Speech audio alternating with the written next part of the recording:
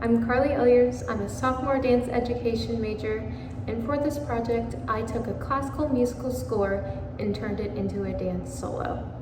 This was actually part of my dance composition class project, in which I took a classical score, which ended up being Nocturne No. 9 by Frédéric Chopin, and I turned it into a dance solo that I presented for all of my peers. In this project, I started by taking the score and sectioning it off. I learned to do this by how my teacher taught me, but I kind of developed my own way as well.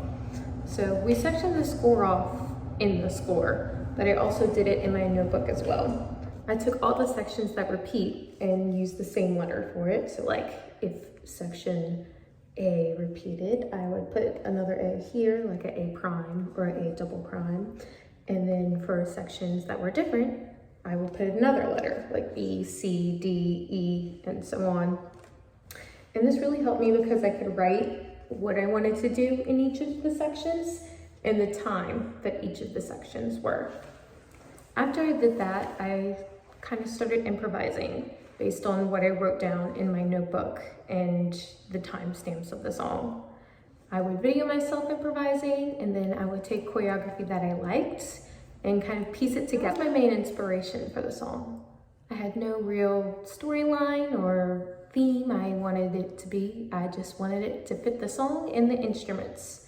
So on big, expansive movements, I tried to fit those loud, long, instrument sharp staccato sounds. I would integrate tight, small movements. After I had phrases for sections A, sections B, sections D, and the little section E at the end, I integrated devices, which is basically something we have learned over this past year, which adds variety to our movements. It can make your moves bigger, smaller, turn, go on the floor, go in the air, and it makes your moves different from your original phrase. So one way I did this in my notebook was to draw a height and energy arc.